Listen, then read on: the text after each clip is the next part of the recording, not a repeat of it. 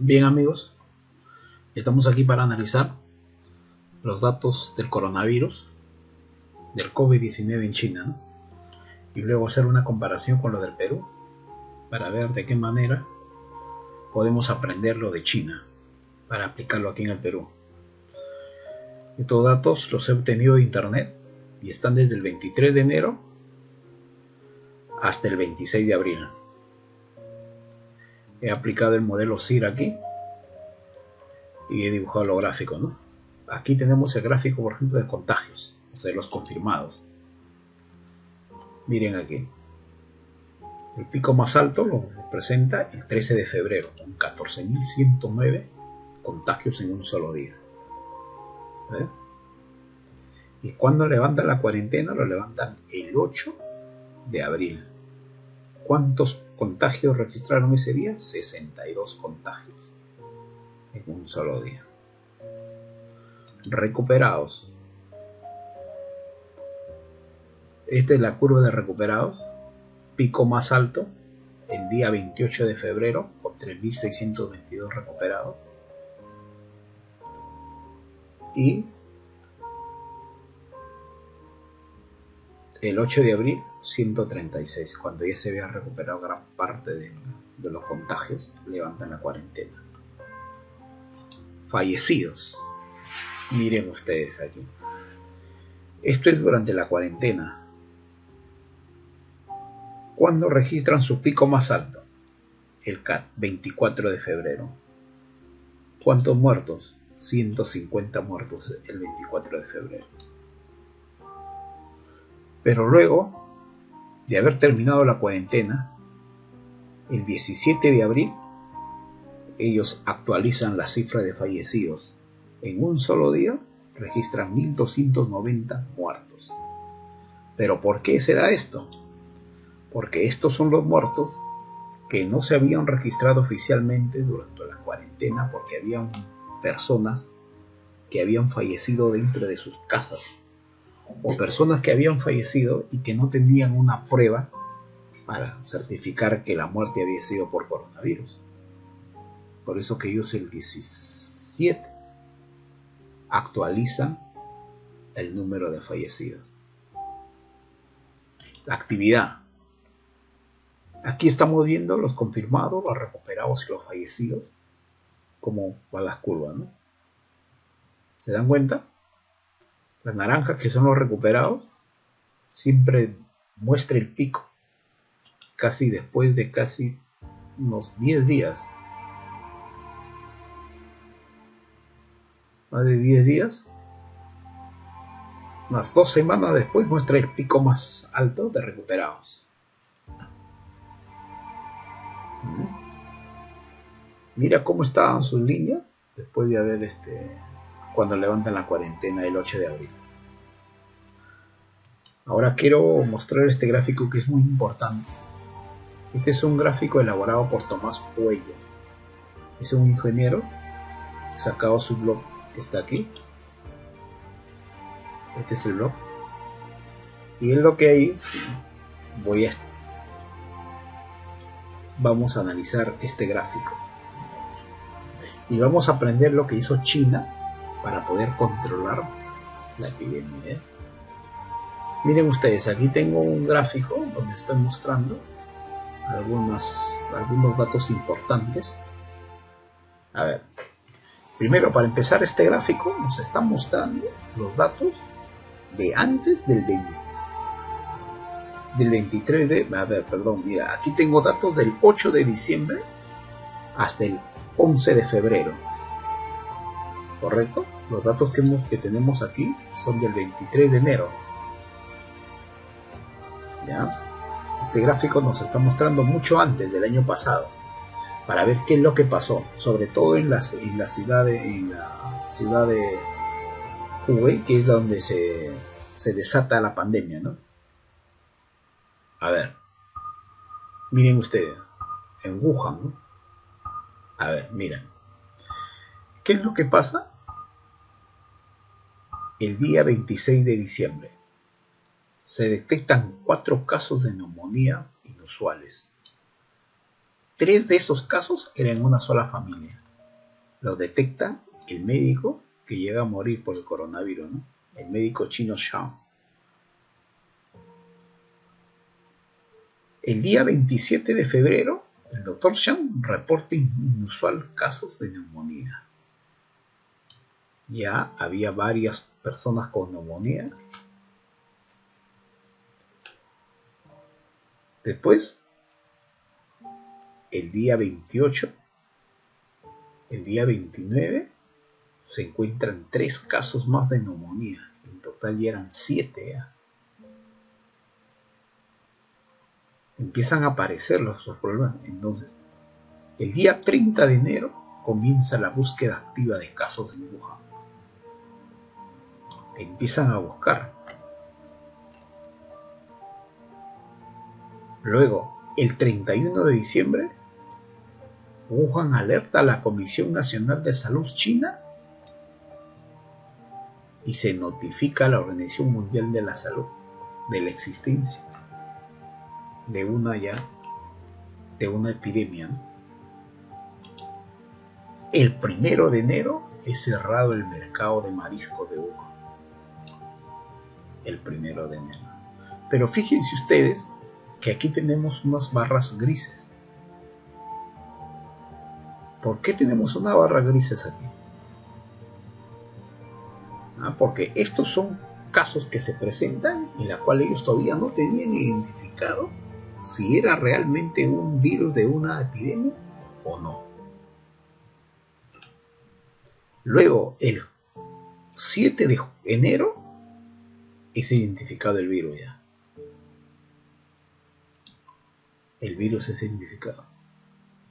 Y luego, el 14 de enero, comparten la secuencia del genoma del COVID-19. Y ya sabían que se trataba de un nuevo virus. También hacen un kit de prueba ya para el nuevo COVID-19. Por primera vez se empieza a hacer ya el kit para identificar al virus. Ahora, el 20 de enero ya es notificado que esta enfermedad es altamente de alto contagio, con clase B, terminan con clase B. Y luego, el 23 de enero, cierran el mercado de Wuhan. Pero fíjate tú que el 23 de enero, ellos ¿cuántos casos tenían registrado oficialmente? Estas barras amarillas que vemos aquí son los casos oficiales de China. Entonces, el 23 de enero, aquí tenemos la raya que marca 500. Entonces, el 23 de enero tenían más o menos 400 casos registrados, oficialmente detectados. Pero cuando realmente los casos verdaderos eran casi 2.500. Y es en ese día que deciden cerrar el mercado de Wuhan. Pero ¿cómo ellos sabían que los casos verdaderos eran 2.500 y no 400 como registraban oficialmente? ¿Cómo? Porque a cada paciente que llegaba se les preguntaba desde cuándo habían sentido los síntomas. Si le decían 3 o 4 días, ellos podían determinar que hace más o menos 15 o 17 días antes ellos habían sido contagiados. Entonces, con esos datos, ellos empezaron a elaborar estos datos con las barras grises. Entonces, cuando ellos deciden cerrar el mercado, ellos sabían que oficialmente tenían 400 casos, pero cuando en realidad eran más de 2.500. Ahora, fíjense ustedes que al día siguiente también deciden cerrar ya otras 15 ciudades. Y Y los nuevos casos oficiales, que son la barra amarilla, siguen subiendo por varios días, mientras que los casos verdaderos empiezan, luego de haber cerrado, al tercer día más o menos empiezan ya a caer. ¿Por qué? Porque empezaron a hacer la cuarentena. Solo después de casi, después de 10 días, recién los casos oficiales empiezan a caer, empiezan a bajar. ¿Se dan cuenta? Es de esta manera que los chinos empezaron a saber, a determinar un nuevo concepto de lo que son los casos oficiales con los casos verdaderos. Bien, el resto de las regiones de China estaban bien coordinadas. Es por eso que todos tomaron la acción de hacer una cuarentena radical y tuvieron buenos resultados. Este concepto de casos oficiales, que son las barras amarillas, y verdaderos, que son las barras grises, es importante. Y vamos a tenerlo en cuenta más adelante para analizarlo en los casos de Perú. Ahora vamos a analizar este gráfico. Mira, el resto de las regiones de China estaban bien coordinadas por el gobierno central, por lo que tomaron medidas inmediatas y drásticas. Y este es el resultado. Cada línea plana es una región china con casos de coronavirus. Cada uno tenía un potencial grande de volverse una tremenda pandemia. Pero gracias a las medidas que ocurrieron justo a tiempo, pudieron contener el virus. Pero miren lo que pasó con Corea, Italia e Irán. Crecieron exponencialmente, mientras que las regiones de Hubei mantenían una línea casi plana. Es decir, pudieron contener el virus.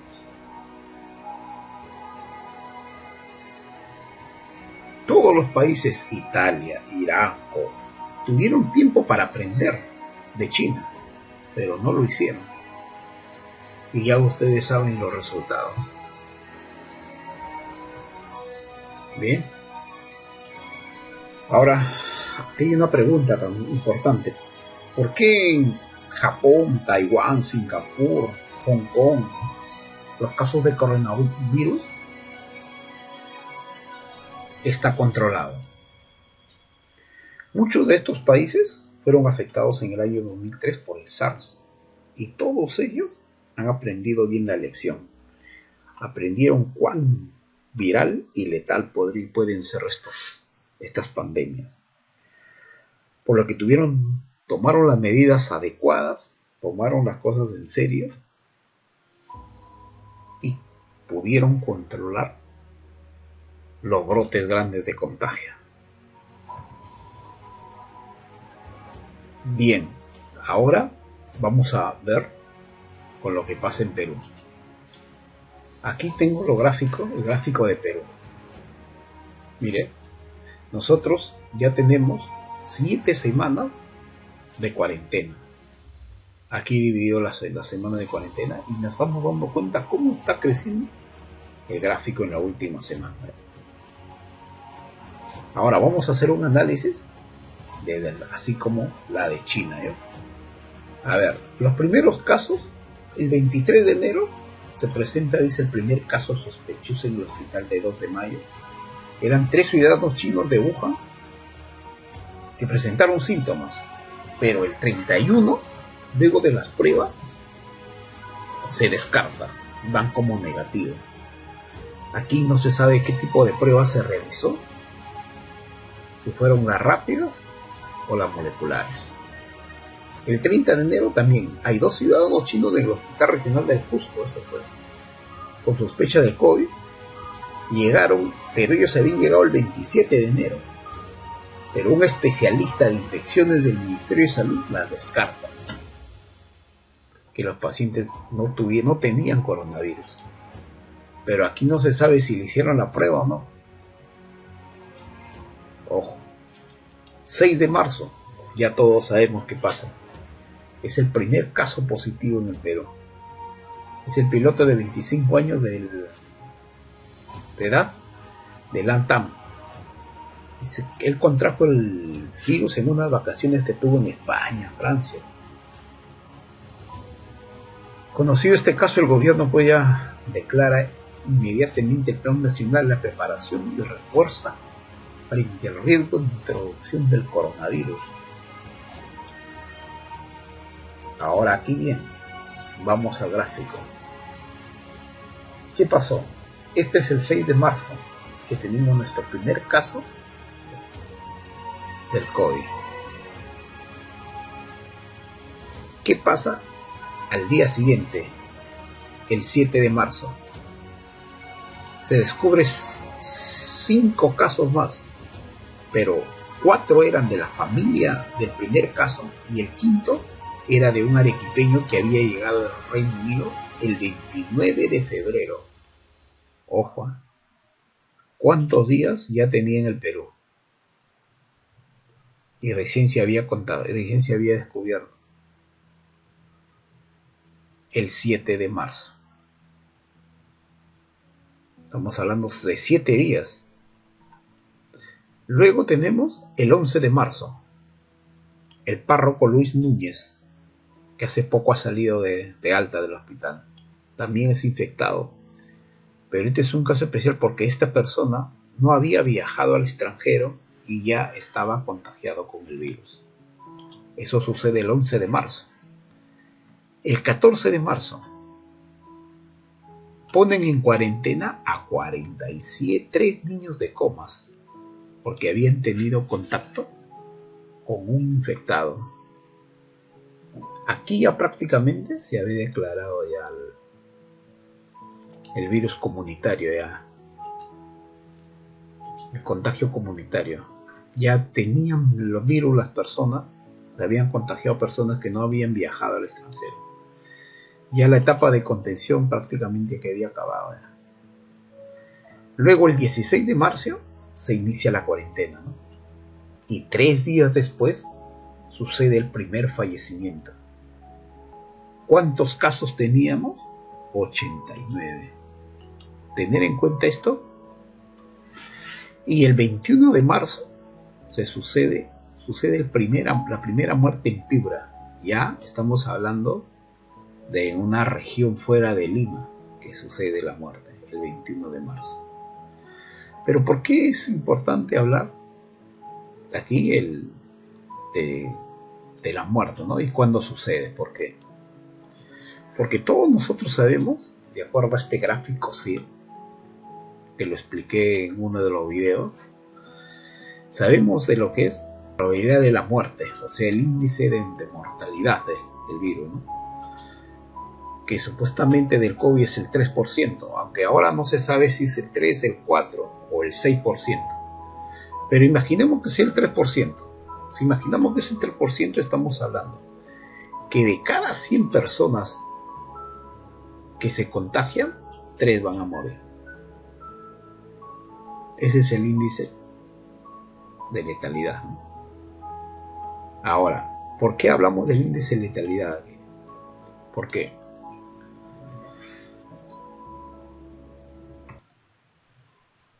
Bien, acuérdense del concepto de casos oficiales y casos verdaderos. ¿Cómo yo puedo determinar con el número de muertos mis casos verdaderos? Porque, ojo, aquí el día 19 ya se había producido una muerte y yo tenía registrado solo 89 casos oficiales. ¿Ese es lo real?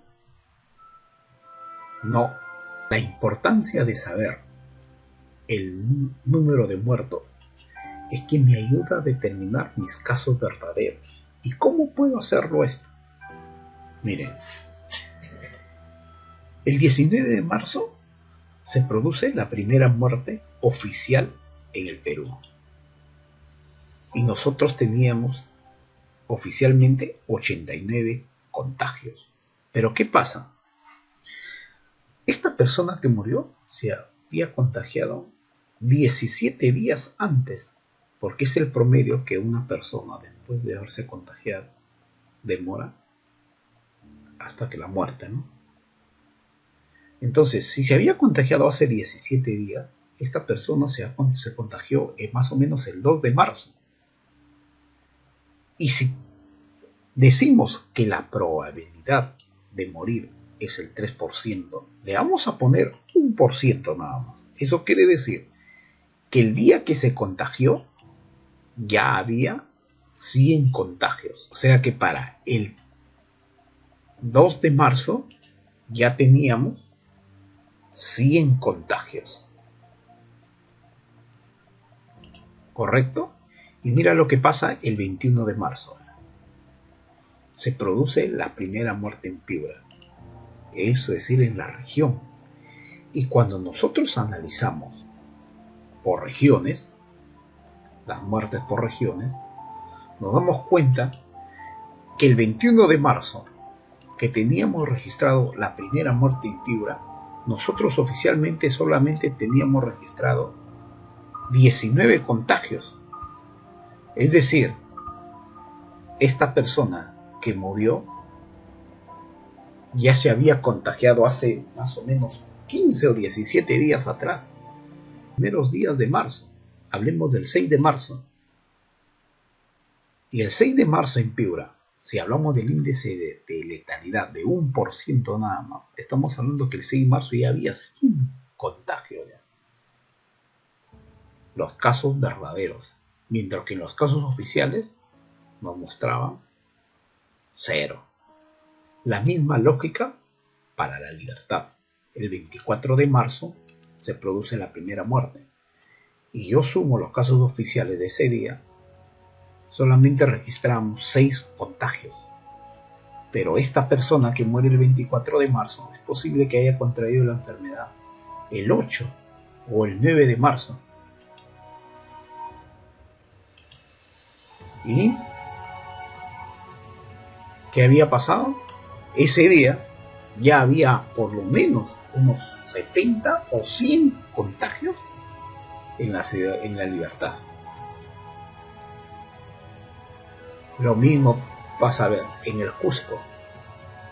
Aquí, Lambayeque, el 28 de marzo se produce la primera muerte. ¿Y cuántos contagios tenía en ese día? Había registrado solamente 22. Pero esta persona, que muere el 28, por lo menos, este se ha contagiado el 14 o el 15, uno de esos días, cuando ya había aproximadamente unos 90 o 100 contagios en la ciudad. Entonces, de esa manera podemos determinar cuáles son los casos verdaderos y cuáles son los casos oficiales. Ok, ahora regresamos aquí. En conclusión, podemos decir que si nosotros estamos contabilizando solamente los contagios, también tenemos que ver los muertos, ¿no? Para ver nuestra cantidad de muertos pueden determinar realmente cuántos contagios tenemos en realidad. A ver, vamos a analizar ahora por ciudades, ¿no? Aquí vamos a analizar, por ejemplo, en lo que es los casos mundiales. Tenemos Estados Unidos, que su índice de letalidad o de mortalidad es 5.84. Si nosotros le damos un índice solamente de un 3% y sacamos como dato los 72.271 muertos que tiene en este momento, podemos decir que con un 3%, su verdadero número de contagiados está en más o menos 2.400.000, mientras que ellos registran oficialmente 1.237.000. Mira, aquí, por ejemplo, para el caso de España, que ellos tienen 25.000 muertos, que ya también las noticias hablan de que esa no es una cifra real. Ellos tienen registrado 250.000 casos oficiales, pero su cifra real, bajo este concepto, es de más o menos 853.000 casos. Italia, 977.000, con sus 29.000 muertos. Y así sucesivamente, ¿no? Hasta, por ejemplo, China, ¿no? 154.000 contagios. Ahora vamos un rato a ver a Sudamérica, para analizar también Sudamérica. ¿Qué pasa en Sudamérica?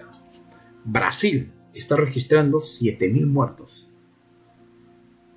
Según este concepto, si le sacamos el 3%, o sea, que esto represente el 3% de contagio, estamos hablando que su cifra real debe estar en 234.000.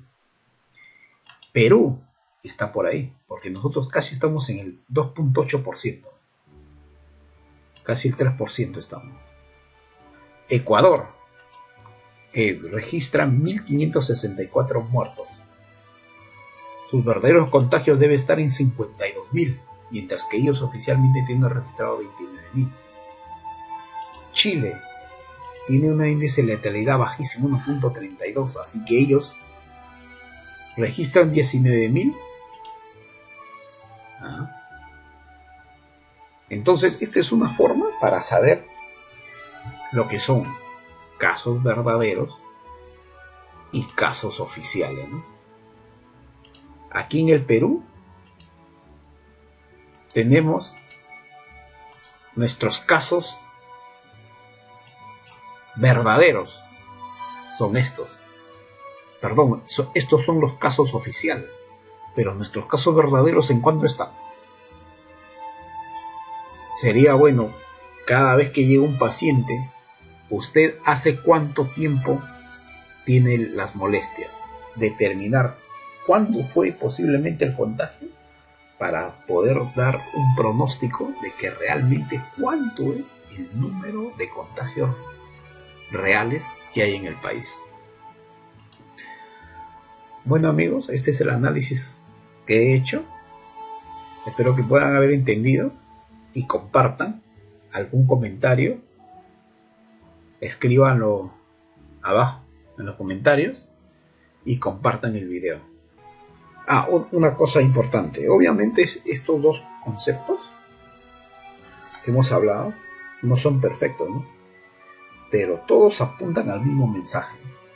No sabemos el número de casos verdaderos, solo sabemos el oficial. Pero los casos verdaderos pueden ser tal vez cientos o miles más de lo que estamos oficialmente registrando. Ok, a cuidarse.